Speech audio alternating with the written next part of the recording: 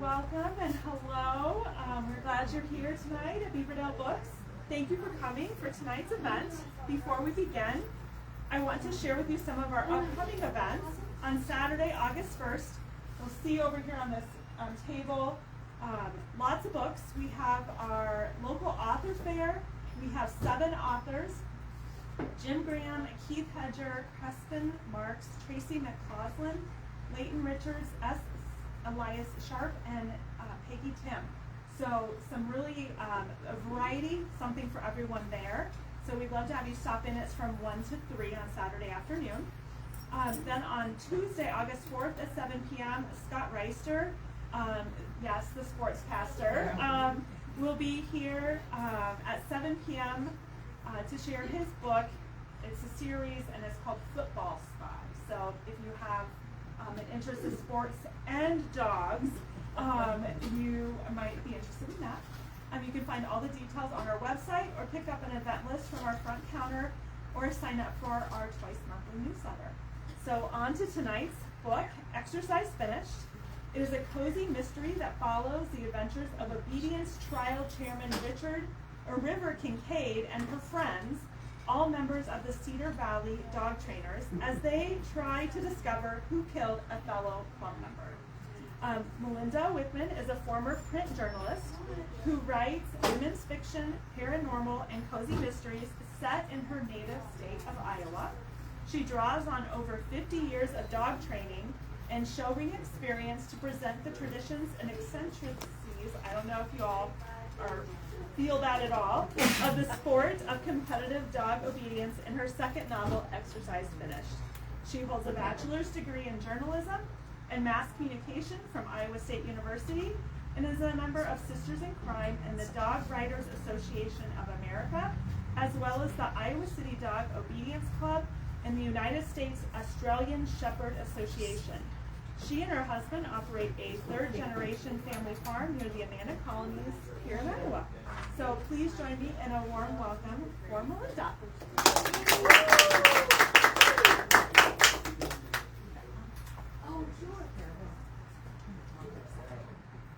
Okay, are we ready to go? Yeah. We're all good? We're good? Okay. I need to thank a lot of people for being here tonight. Not only for being here, thank you Beaverdale Books and your crew for inviting me and hosting me and advertising me. But I really need to thank Hayseed Press for making this book happen. One half, Aaron is in the back. It was a pleasure, yeah. And Nick is somewhere allegedly watching this live. I need to remember I'm talking to people I can't see also.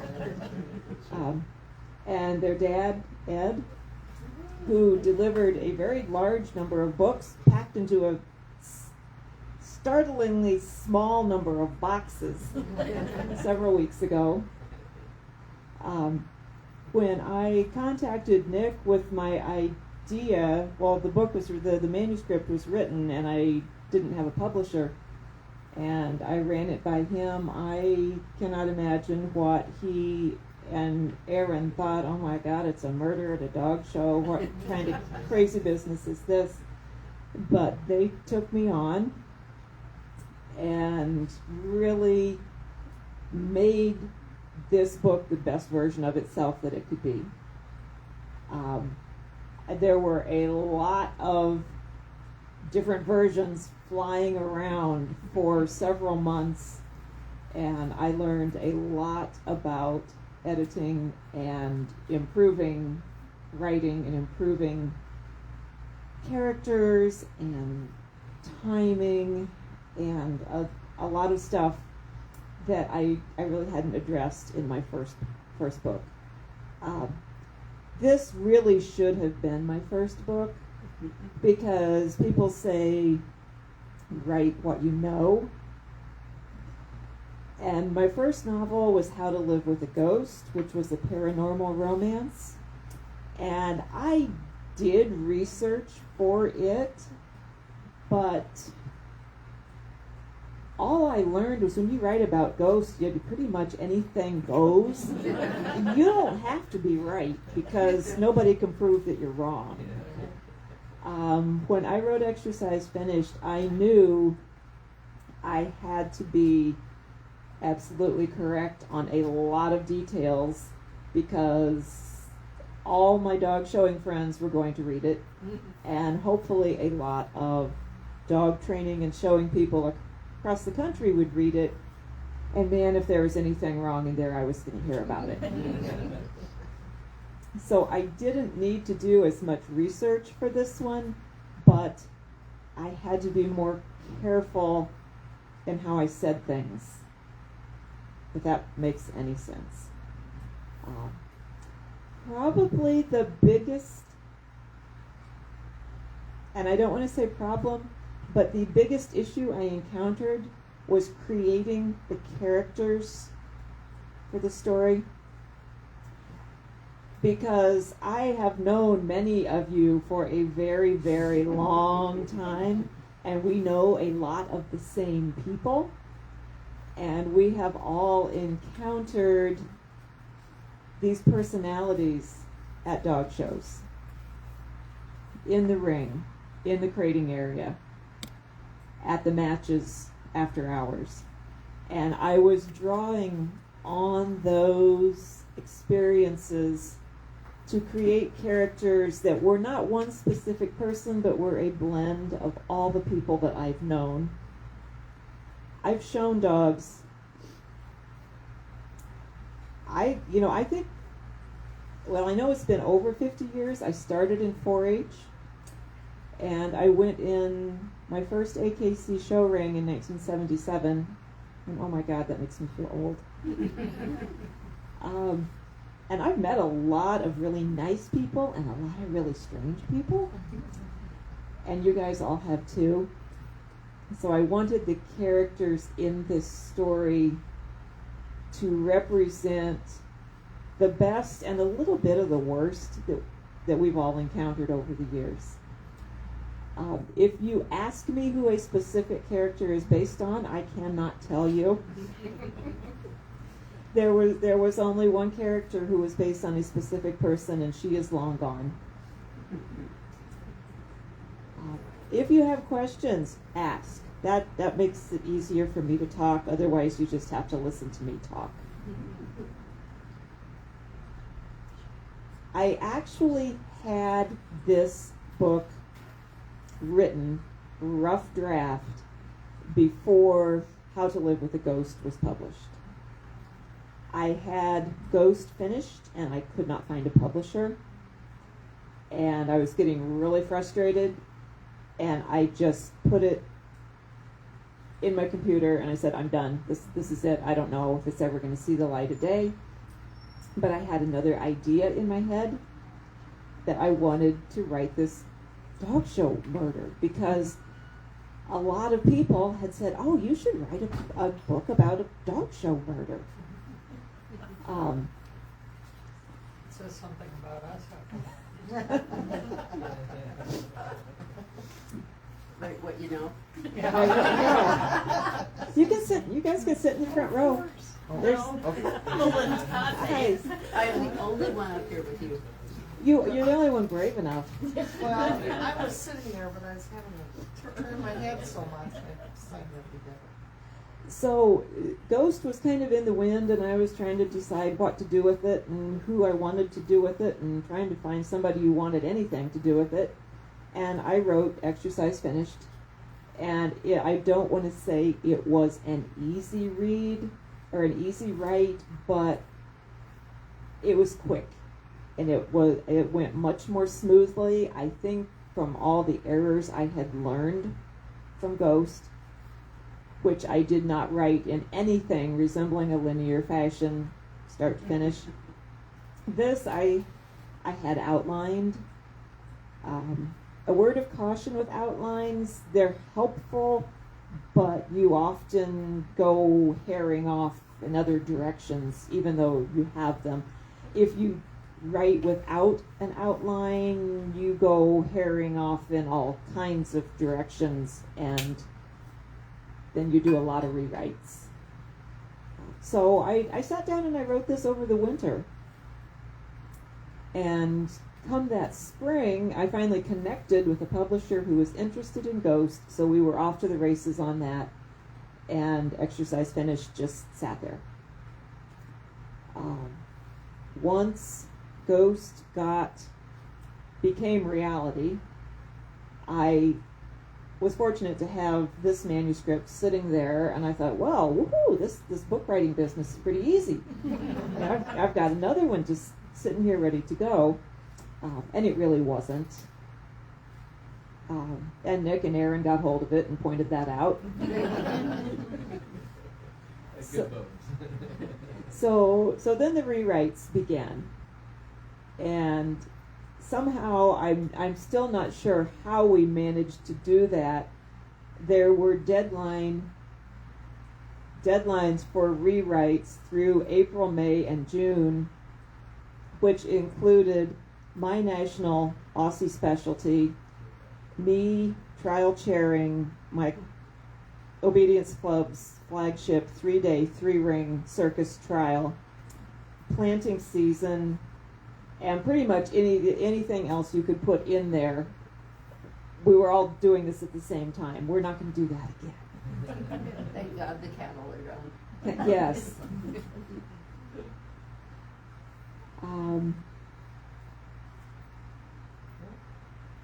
Do you find it different, or do you think that was part of the reason you went from the newspaper side of things to trying to write a book? Do you think there was so much difference in between the two that had some impact on your writing? It really did. It let me learn about an entirely new style of writing. And my parents had not really encouraged me to go into creative writing. They didn't think there was a future in it, or it was not going to be financially wise. So I went into journalism. Which really Because that'll make you all kinds of money overnight. When I was kind of the last few years I was with the newspaper group that I was with, I really worked a lot on Ghost, kind of at the beginning of the day or the end of the day, just as an escape to get away from the news aspect of what the day job demanded. And I'd always had the idea for Ghost in my head. It was the book that I wanted to read. So I just decided I was going to write it, and I had no idea how I was going to write it. That's why it took so long. I don't think a lot of us knew, though, that you were writing for quite a while. What? Your people close to you knew, probably, but Writing a book is one of those things that if you tell people you're writing a book, then they always want to talk about the book, which is great if you are actually working on it and producing and actually getting toward publication. But if you're just fiddling around with it for half an hour at the end of the day and it doesn't seem to be going anywhere, that gets kind of awkward. yeah, because every once in a while somebody will go by you at a trial and say, "How's the book going?" And you just kept on walking. Harriet, did you? Oh, I was going to ask him what you want to talk about. Oh. You have a sequel coming out to The Ghost? I really hope. enjoyed Okay, my project right now, that Exercise Finished is done. It's in boxes, it's on bookshelves, it's online, it's wonderful. I get to go places and talk about it. And immediately when you get a book out, you get up the next morning and pour a cup of coffee and it's like, okay, what's next? I got to start something next. So I do have that's my summer project, is getting a rough draft assembled and avoiding a lot of the errors and stumbling blocks that I've run into on the first two books.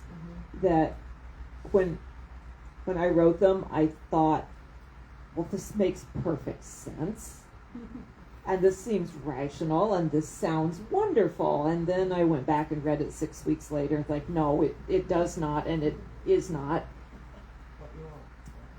So I'm happy. I'm confident to say that I can get this first draft done, and it will not take me 10 years. I have a question. So, I came in here to get your book as soon as I heard that that they didn't have it here yet. So I got a copy online, and I'm gonna get a couple more today for some friends. But I started it, and the descriptions of like the passion for obedience and all, were so good to connect with. And I was also, as I was reading it, I thought, people that don't know dog shows will still get this. And so I was wondering, do you see yourself writing any more dog show books? Yes. This one I wrote with the intent of it becoming a series. Good. Having said that, don't look for a book every 6 months. That's not going to happen. I'm not James Patterson. That's who I thought of. Yes, a lot of ghosts. When I wrote How to Live with a Ghost, it was truly written as a standalone, thinking, if I ever get this thing published, I'm probably done. There's my career right there, one and done. Wrote the book, did it. With this one, I thought,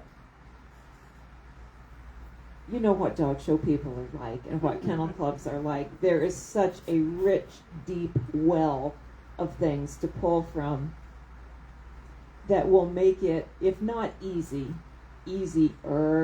to continue with these characters and let the characters grow a little bit and do more things. When I wrote Ghost, I left it kind of open-ended, and there's a lot of places that can go, and it's going to go there. But I didn't really picture it as a series. And I wanted to, when I wrote this one, I knew I wanted to attract an audience that might not be, the ringside dog shows every weekend. Here we are. Didn't I just see you last weekend in Fort Dodge? Where are you going? I'll see you in Kansas City. Okay, now we're going to St. Louis. Same people. I wanted it to reach more than that, so I knew I had to explain the stuff. Which obedience, if you're on the inside doing it, is fun and exciting. Sometimes it's more exciting than it needs to be. But if you're on the outside, it can be kind of like watching paint dry. That was my mom's exact description when she watched me. So I had to have something that explained why we do. Raise your hand if you show dogs, or if you have shown dogs. Yes. I had to address why we do this. Yes. And there's so much more to it than just the dogs.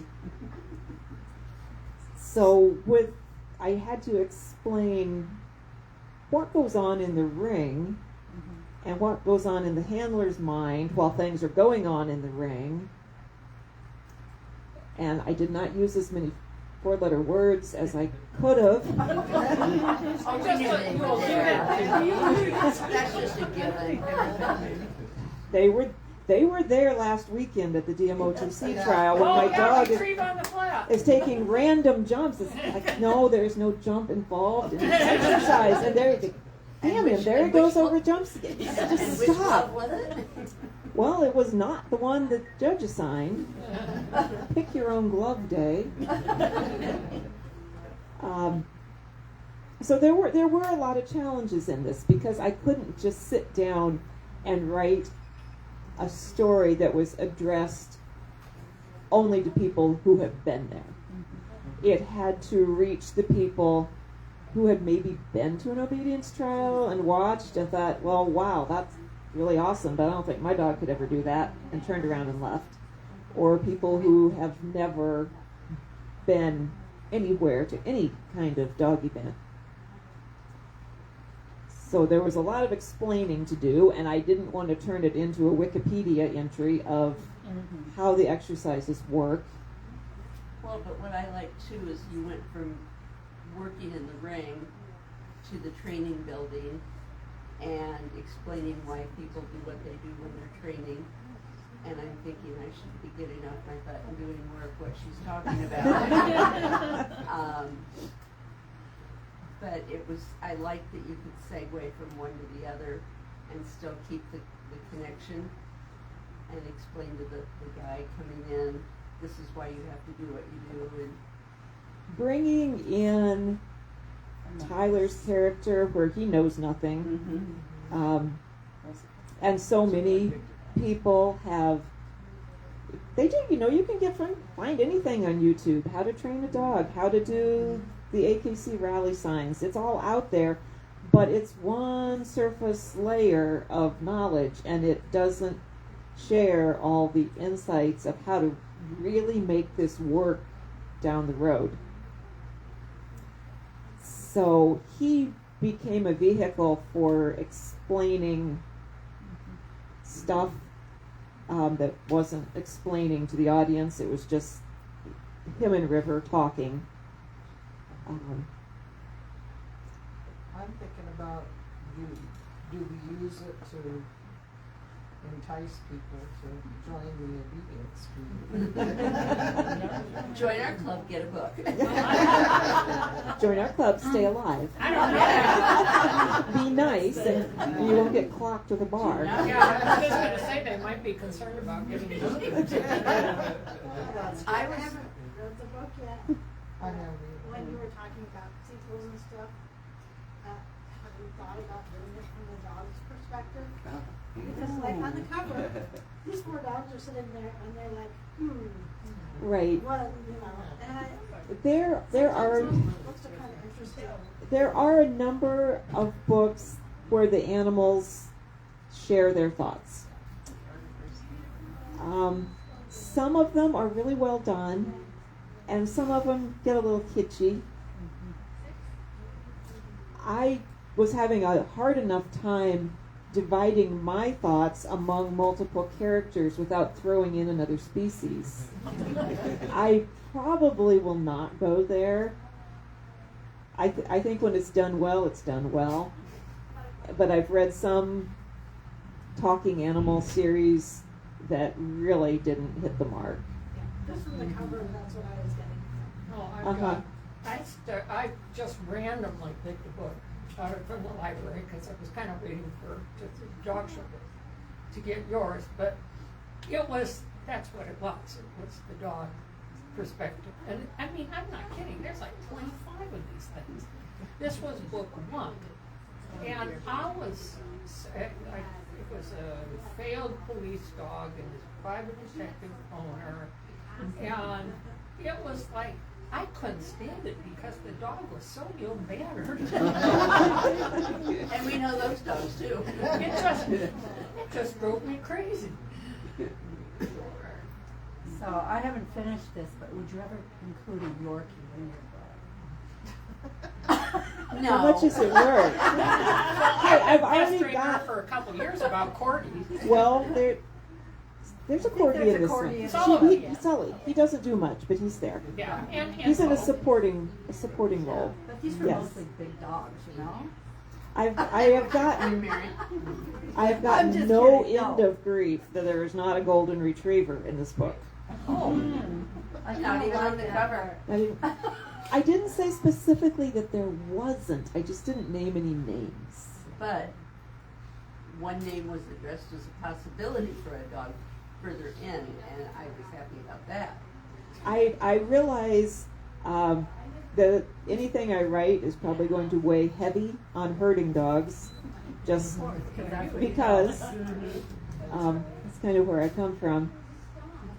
And I also like non-traditional. So yes, the Yorkie stands a good chance. People showing non-traditional breeds. What I need a bulldog. You won't stop, will you? No, I will not. They'll be the example of the hard one to train for obedience.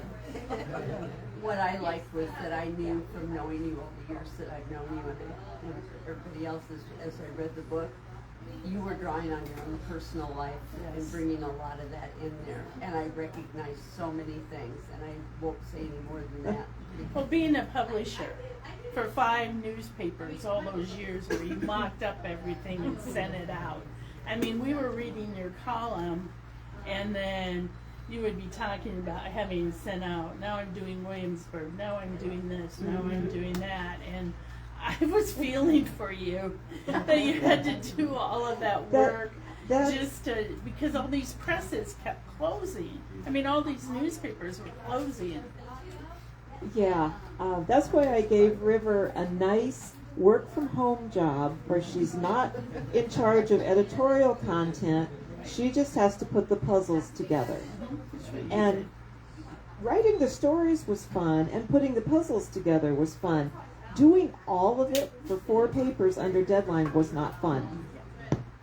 So she got to have a job that allowed her flexible working hours and the very important nights and weekends off, so she can go to dog classes, she can teach classes, she can travel on the weekends and show. And I like the fact that you had your own training building instead of having to tell the farmer to release it. I may be the only person here that doesn't show dogs, but I do horses. Okay. And I managed a large horse show here at the fairgrounds for about 12 years. And I think anybody that's done anything like that is really going to identify with your characters. Yeah. The whole crazy process. Julia and I were just talking about, the people who use gimmicks. Oh, geez. Your egg's 10 times worse in the horse world than it is in the dog. And 10 times bigger. They're larger animals. But I enjoyed so much the way you approached explaining all the little ins and outs of training an obedience dog. As a person that, my dog comes when she's got her own issues. But I really want to say I enjoyed it, and I'm passing on my copy, and I want to get another one for a Thank couple you. of friends, because in the horse world, but I think they'll really get a kick out of it. Anytime you put people and animals and competition, there are so many levels of opportunity for things to go really well or really badly. And people approach it from so many different levels of they want to win everything, or they just want to not get excused. They want that green ribbon. They want the green ribbon at the end of the day. And yeah, there is a lot of my own experiences in there with dogs that I've shown over the years. And there's a lot of other stuff that I have just picked up from sitting ringside watching other handlers. The really dog people are a subculture. We went to Westminster once just to watch, and it was wonderful fun. But it was so entertaining to us because everybody around us knew 10,000 times what we did about what was going on in the ring and what was being judged and why. And everyone was so kind. I had no hesitation about asking questions. Dog people like to talk. I do have a question. You talk about a series of dog show books, and I've been thinking here ever since you said that. It's kind of like you can't kill somebody off every single time. What other kind Sure of... you can. Why not? Do you have a problem with that? There's vendors. There's I'm trying to judges. figure out what other themes we might come up with here. I contemplated where the next book in this would go, and I thought, I don't think I can kill a judge. No. I think that's They might not. a hill too far. I better get Raider finished. There's seminars to explore. Different places, you know. Different show sites. I enjoyed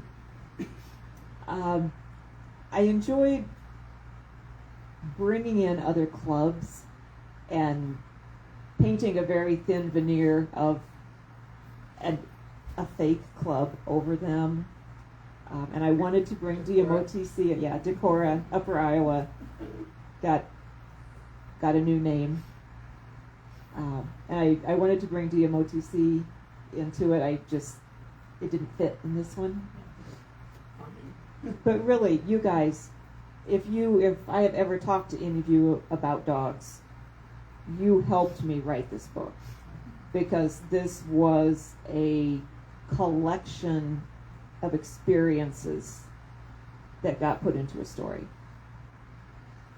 I have to say, I'm not all the way through it or anything, but with the characters and their training philosophies, all the different, you just made me think of Cheryl Peterson. Oh, it's Yeah, you know, I mean, she would talk about those of us who were Pez dispensers, and I mean, all of that stuff, and it's like all the different things she talked about when people were training and doing weird things, you know.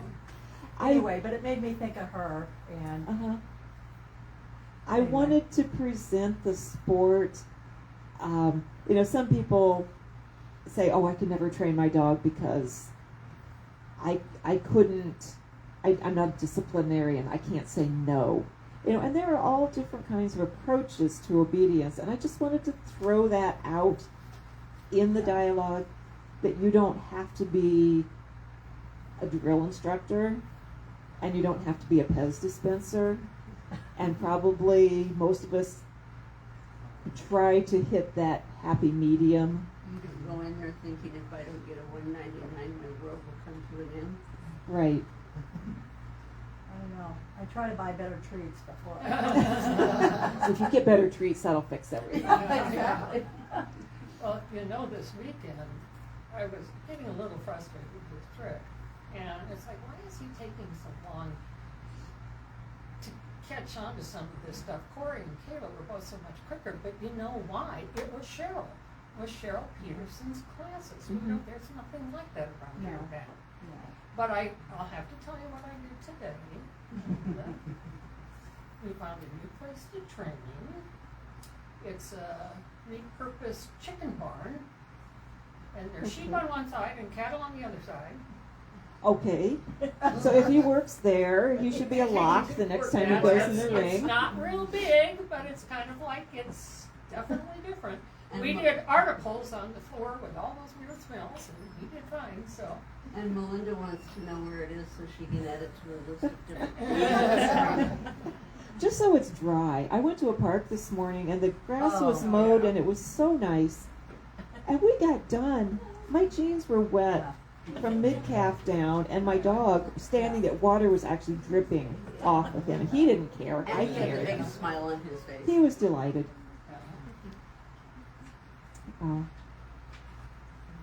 Anyway, so writing this one had its challenges in that I wanted to present the sport so it would appeal to people who weren't familiar with it. I didn't want to bore anybody to death with explanations of what we were doing. I wanted readers who weren't into dogs to realize you could do this, and you don't have to be perfect to go in the ring. Chances are you're not going to be perfect once you get there. And that 200 only lasts until you step into the ring and set up for the first exercise. I do remember a time when someone in this room showed to Cheryl and walked out with that score. I do too. That's one of my favorite memories of her. Yeah. What's that? Cheryl gave her 200. Oh. With Jamie. Yeah. I mean, there have just been so many wonderful people that I have met since I started. I started showing dogs in 4-H. And then my 4-H leader said, "Oh, you're not too bad. Maybe you should enter an AKC trial." So my parents, who had no idea, I don't even know how we got hold of an entry form, and entered And off I went. I think I was 11 or 9. Me and the dog were about the same age, and it was not very old. And from there, I met so many people who stepped in and helped and gave me ideas and mentored me and were instructors. And then that kind of shifted, and then I became that person. But each dog is a new journey, so nothing is ever guaranteed. How am I on time? Just tell me to be quiet. Gwen. Yeah, it's a little after 7. So, are there any last questions for Melinda? The only thing I'm going to say is I was surprised at the end. Don't tell. I'm not. Oh no, I'm not. I was surprised at the end, and I'm going to leave it at that. There were several different things that could happen at the end, and I had to decide how far they were going to go, Mm-hmm. and what questions were going to be. But I was Answer. surprised. Yeah, it did not go where I thought it was going to go. Yes. Is this book more easier than your first one? You know, did you face fewer challenges because you knew the subject so well? Yes. It was easier to write because of the subject matter, and I had learned so much from the first one, from the editing process with Ghost. I had learned a tremendous amount. I learned even more with this one. I think it was overall easier because I had the picture in my mind of exactly what was going to happen. Oh. And although I really didn't know who killed her until I got to the end, and I thought, oh, you know what, I thought person A did it, but now I don't think person A is going to do it. I think person B did it. Well, the other, I'm not going to elaborate too much, but the other crime in the book is something that actually the MOCC was familiar with about 40 years ago. And unfortunately that is Yes. so real. Kennel Club embezzlement, and I know it sounds stupid, but it is a thing, and it happens a lot. And I kind of pulled that idea from that happened to 4 our canines too, and they lost a lot. So did we. Yeah. Yeah. Treasure. So you put a certain trust in other dog people, and you don't imagine that they're going to do anything like that.